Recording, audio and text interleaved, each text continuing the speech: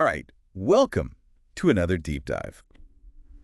This one's going to be, well, a little bit personal. Mm-hmm. We're talking about pelvic pain, specifically in women.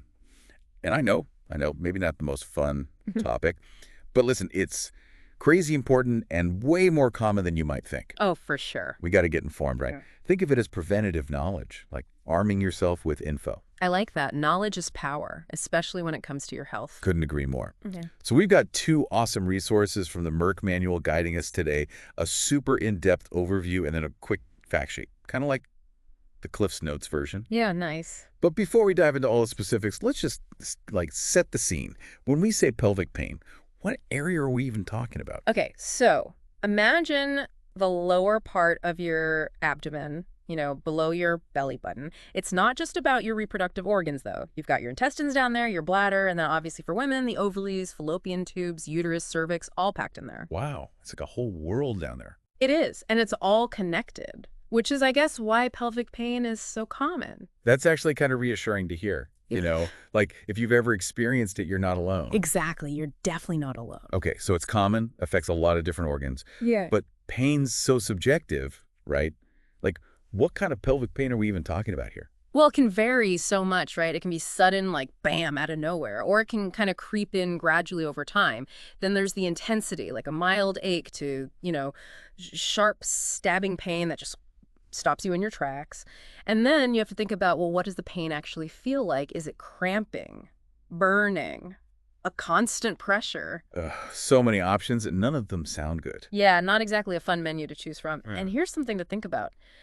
If that pelvic pain lasts for more than 6 months, it's considered chronic. 6 months. Yeah, it's That's a long time. Makes you wonder how many people are just living with this, trying to tough it out. more than you'd think, probably. That's why talking about it, normalizing it is so important. Well, we're definitely talking about it now. So let's get specific. We all know about like period cramps, but the Merck manual goes so much deeper. What are some of the, I guess, lesser known gynecological causes of pelvic pain? Okay, so let's start with endometriosis. Imagine the tissue that's similar to the lining of your uterus, but it starts growing outside the uterus, like on your ovaries, fallopian tubes, even your intestines sometimes. So it's like having your period, but outside your uterus. Pretty much. Every month, this tissue reacts to hormones, just like your uterine lining does, and it causes inflammation, pain. Ugh, that sounds awful. And something a lot of people don't realize is that endometriosis can cause pain during sex, even during bowel movements or when you pee. Wait, bowel movements? I would never have connected that with endometriosis. It's a common misconception, for sure. Yeah. Another condition that's kind of in the same family is adenomyosis. That's where that same uterine-like tissue grows within the muscle wall of the uterus itself. So it's like your own body's working against you. Yeah, in a way. Now imagine a fluid-filled sac forming on your ovary. That's an ovarian cyst. And depending on its size and where it is, can cause a good amount of discomfort. Then there's pelvic inflammatory disease, or PID. That's an infection. And it's often linked to sexually transmitted bacteria. So like safe sex is super important here. Absolutely crucial. Now here's something that might surprise you. Uterine fibroids, which are benign growths in the uterus, they usually don't cause pain. But depending on their size and location, they can press on other organs or nerves, and that's when you start feeling discomfort. So it's not just about the condition itself, but how it affects you specifically, your anatomy. Exactly. And that's why it's so important to work with a healthcare provider who really listens and understands your individual situation. Right. And speaking of unique cases, what really blew my mind was that pelvic pain isn't always gynecological. Oh, that's a huge point. And honestly, I think a lot of people don't realize that. The Merck manual actually breaks down these non-gynecological causes into categories, which makes it a little easier to wrap your head around. Ready for a quick tour of those systems? I'm all ears. This whole deep dive is making me realize how little I actually knew about all this. Well, that's the point, right? To learn and explore. Okay, so think about your digestive system.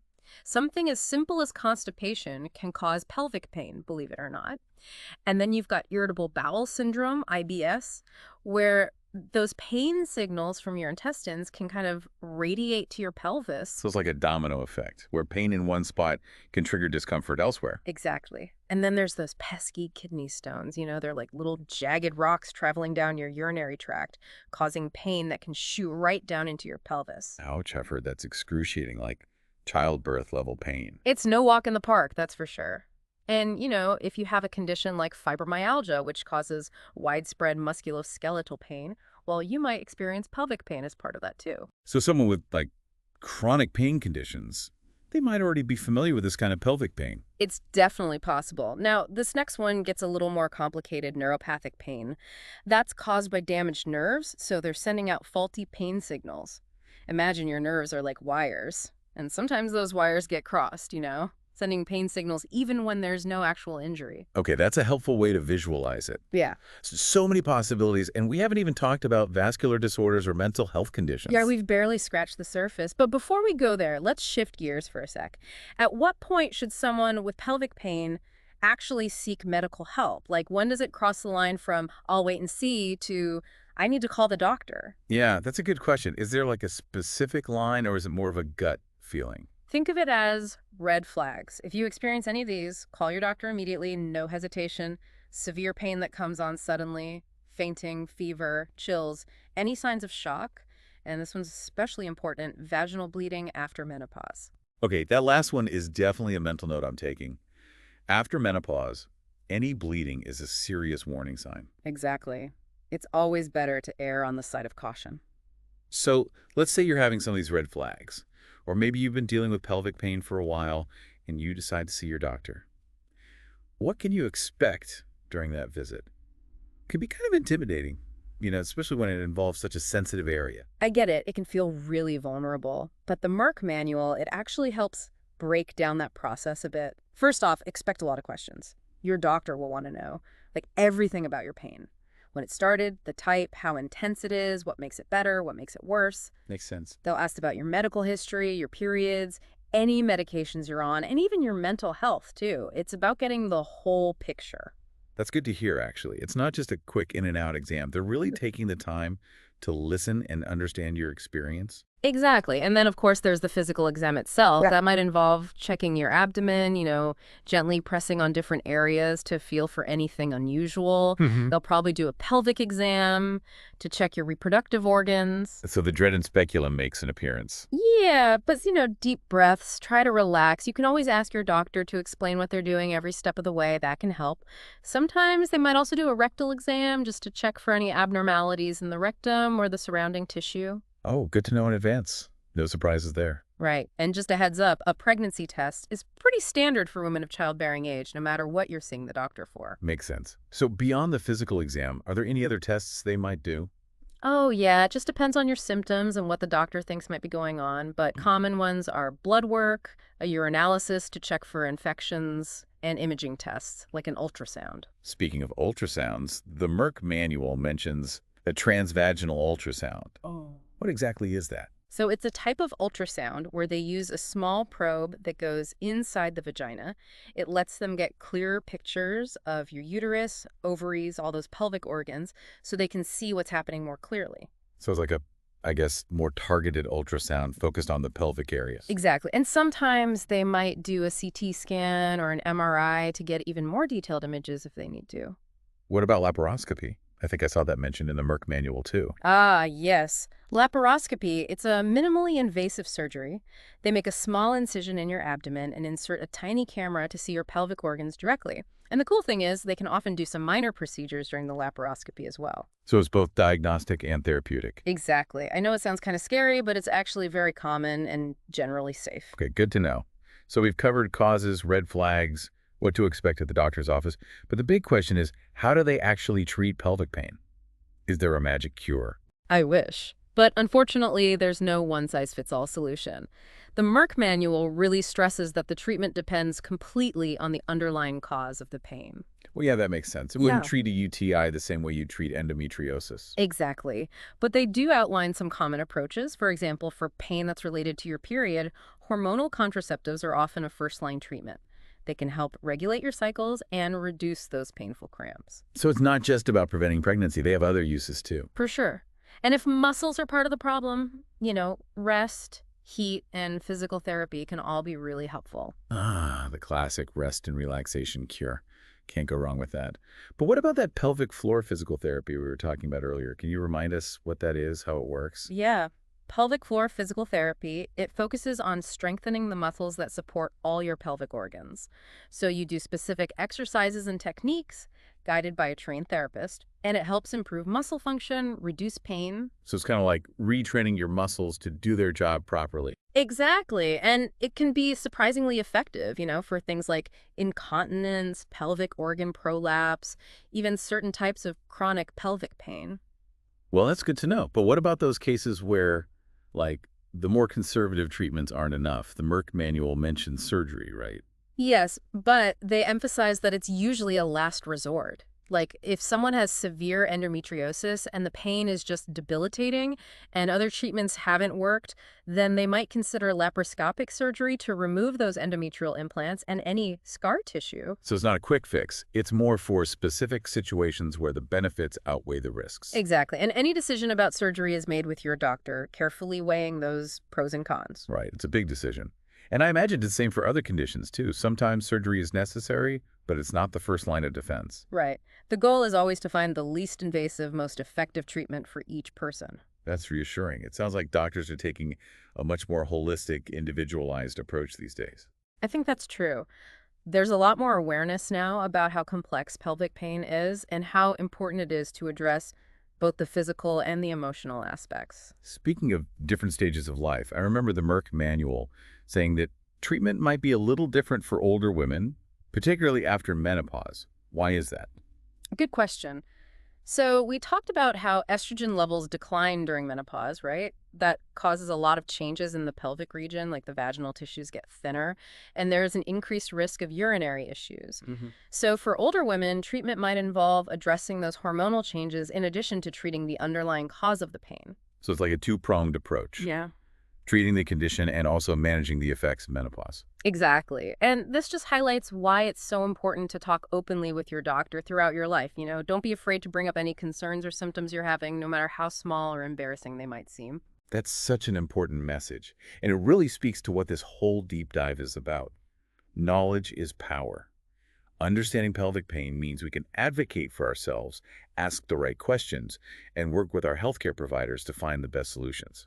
Couldn't have said it better myself. And honestly, this deep dive has only scratched the surface. But hopefully, it sparked some curiosity and made you feel a little more empowered about your own pelvic health. Absolutely. Stay tuned for part 2, where we'll dig even deeper into specific conditions and treatment approaches. Welcome back to our pelvic pain deep dive. Ready to uncover some more insights from the Merck manual? Oh, absolutely. Last time we covered, what, like a million different causes of pelvic pain? Everything from, like, period cramps to stuff that's not even related to gynecology. It's a lot to take in, right? And that's Yeah. honestly part of the problem with pelvic pain. It can be tough to figure out, even for doctors sometimes. Yeah, the Merck manual mentioned that. Like, sometimes even doctors struggle to pinpoint the cause, which, if you're the one in pain, that's got to be scary. Oh, absolutely. That's why it's so important to, be your own advocate, talk to your doctor, be really open about what you're experiencing. So, like, becoming your own health detective. Exactly. The more info you give your doctor, the better they can help, right? Right. Okay, so can we revisit some of those specific conditions the Merck manual talked about? Like, we briefly mentioned endometriosis last time. That's where, what, tissue similar to the lining of your uterus starts growing outside the uterus? Yeah, that's the one. And it's a lot more common than people think. Want to unpack that a bit more, see why it causes so much pain? Yes, please. I That will. sounds pretty intense. Okay, so imagine this. You know how during your period, some of the lining of your uterus sheds, and that's what flows out of your vagina? Mm-hmm. Well, with endometriosis, some of that tissue, instead of flowing out, it actually flows backwards, up through the fallopian tubes and into the pelvic cavity. Backwards. That doesn't sound right. It's not, but it happens. And this tissue, it's called endometrial tissue. It's designed to react to hormones, just like the lining of your uterus does. Yeah. So every month, even though it's in the wrong place, it thickens, it breaks down, it bleeds, just like it would inside your uterus. So you're basically having a period, but outside your uterus. No wonder it hurts so much. Exactly. And it's not just the bleeding, it's the inflammation that this tissue causes, the irritation. Over time, it can even lead to scar tissue. Wow. It's crazy how one condition can have such a big impact. Right. And it doesn't stop there. Endometriosis can cause pain during sex, pain with bowel movements when you pee. Sometimes it even makes it harder to get pregnant. Wait, bowel movements. Yeah. Seriously, I never would have put those two things together. It's more common than you'd think. The endometrial tissue can grow on the intestines, and that's what causes the pain when you go to the bathroom. That's why it's so important to tell your doctor about all your symptoms, even if they seem totally unrelated. Right, connect the dots. So if someone thinks they might have endometriosis, how is it diagnosed? That's the tricky part. There's no one single test. Usually it involves a pelvic exam, maybe an ultrasound or an MRI, and sometimes they do laparoscopy so they can actually see those endometrial implants. So it's a process, a bit of a mystery to solve. Yeah, kind of. And you got to be patient, advocate for yourself, don't give up until you get answers. Okay, well, let's talk about another condition the Merck manual mentioned, pelvic inflammatory disease, or PID. That one sounds kind of scary. It can be, if it's not treated. PID is an infection of the female reproductive organs, usually caused by bacteria that are sexually transmitted, like chlamydia or gonorrhea. So safe sex is super important. Absolutely. Condoms are your best friend. Good advice. Okay, so symptoms of PID. What should we be looking out for? Well, pelvic pain is the big one, obviously. But you might also have fever, chills, unusual discharge from your vagina, pain during sex. So what about treatment? Good news is it's usually treatable with antibiotics. Yeah. You got to catch it early, get treatment right away. Otherwise, well, it can lead to some serious complications like chronic pelvic pain, even after the infection's gone. And it can damage the fallopian tubes, making it harder to get pregnant, or increasing the risk of an ectopic pregnancy where the fertilized egg implants outside the uterus. So definitely not something to mess around with. Early detection is key. Couldn't agree more. Okay, so let's switch gears again, back to those non-gynecological causes. Remember irritable bowel syndrome, IBS? We mentioned it briefly, but it deserves a little more attention. Oh, yeah, IBS. I always thought it was just like stomach cramps and digestive problems. It is, but sometimes those pain signals from your intestines, they travel, and you feel them in your pelvis. It's like your brain gets the location wrong. The pain's coming from your gut, but you feel it lower down. Like when you have a heart attack and feel pain in your arm. It's not actually your arm hurting, it's the heart. Perfect analogy. It shows you how connected everything is. So yeah, if you've got like bloating, gas, diarrhea, constipation, and pelvic pain, it could be IBS. Sometimes. Definitely not. All right, ready for another non-gynecological culprit. Kidney stones.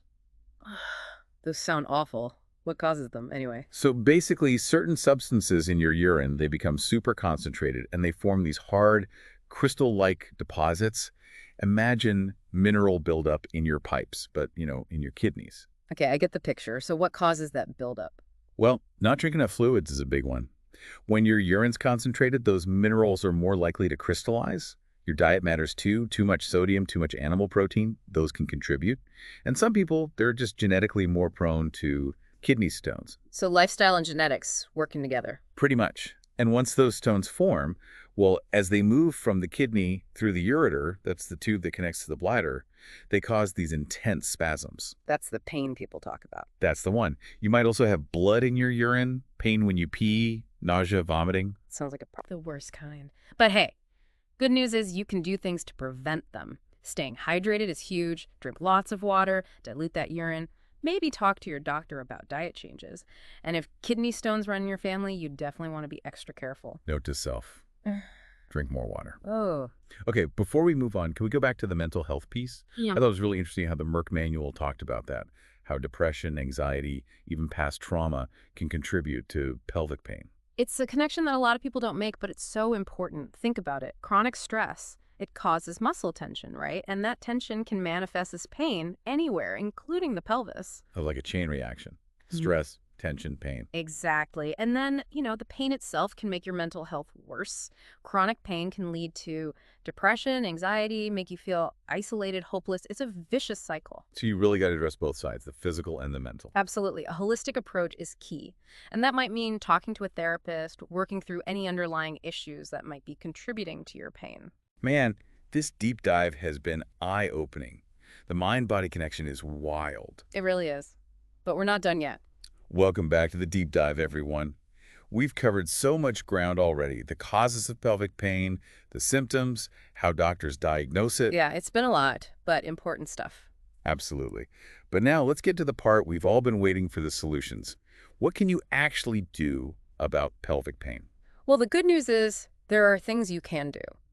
The Merck manual really emphasizes that treatment isn't one size fits all, though. It depends on what's causing the pain, different causes, different solutions. Right, like you wouldn't treat a kidney stone the same way you'd treat, say, anxiety-induced muscle tension. Exactly. But let's talk about some common approaches that the Merck manual mentions. For pain that's related to your period, hormonal contraceptives are often the first thing doctors recommend. Oh, interesting. So birth control pills, those kinds of things. Yep, exactly. They can help make your periods more regular and less crampy. So they're not just for preventing pregnancy, they actually have other uses. Totally. And then if muscles are involved, rest, heat, physical therapy can all help. The classic rest and relaxation. Can't go wrong there. But what about pelvic floor physical therapy? That came up earlier. Can you remind us how that works? Sure. So pelvic floor PT, it's all about strengthening the muscles that support your pelvic organs. There are specific exercises and techniques you learn with a trained therapist to improve muscle function. So it's like retraining your muscles, teaching them how to do their job better. Exactly. And it can be really effective for things like incontinence, pelvic organ prolapse, even some types of chronic pelvic pain. Wow, that's great. But what if none of that works? What if those more conservative treatments aren't enough? The Merck manual mentioned surgery, right? They did, but they stress that it's usually the last resort. Like if someone has really severe endometriosis, the pain's debilitating, nothing else has helped, then they might consider surgery. To actually remove those endometrial implants. Yep. But it's a big decision, obviously, and not something to jump into lightly. Right. And I imagine the same goes for other conditions too. Sometimes surgery is necessary, but it's not the first line of defense. Exactly. The goal is always the least invasive, most effective treatment. That makes sense. It sounds like there's a lot more focus now on finding personalized treatments for pelvic pain. Oh, definitely. Doctors are much more aware now of how complex it is and how important it is to address the whole person, both physically and emotionally. Speaking of the whole person, the Merck manual talked about how treatment might be different for older women, especially after menopause. Why is that? Good question. So remember we talked about how estrogen levels drop during menopause? Well, that causes changes in the pelvic region, like the vaginal tissues thin out, there's a higher risk of urinary problems. Right. So for older women, treatment might focus on those hormonal changes in addition to whatever's causing the pain. This is like a two-pronged approach. Exactly. Like if you're having vaginal dryness or pain during sex, there are estrogen creams that can help. And for urinary issues, there are medications that can relax the bladder muscles. So it's not like once you hit menopause, you're just stuck with pelvic pain. There are still things you can do. Absolutely. And this is why it's so crucial to talk to your doctor, no matter what stage of life you're in. Bring up any concerns, any symptoms, even if they seem small or embarrassing. That's such a good reminder. And it really goes back to what we've been saying all along. Knowledge is power. Understanding pelvic pain means we can be our own best advocates. Couldn't have said it better myself. We've only scratched the surface today, but hopefully this deep dive has made you a little more curious, a little more empowered when it comes to your health. I hope so too. So, to everyone listening, if you're struggling with pelvic pain, remember, you're not alone. There are resources out there, treatments that can help. Talk to your doctor, do your research, and don't give up on finding answers. That's right. Pelvic pain doesn't have to rule your life. Thanks for joining us on this deep dive into pelvic pain. We hope you learned something new and feel a little more in control of your own health. And as always, stay curious.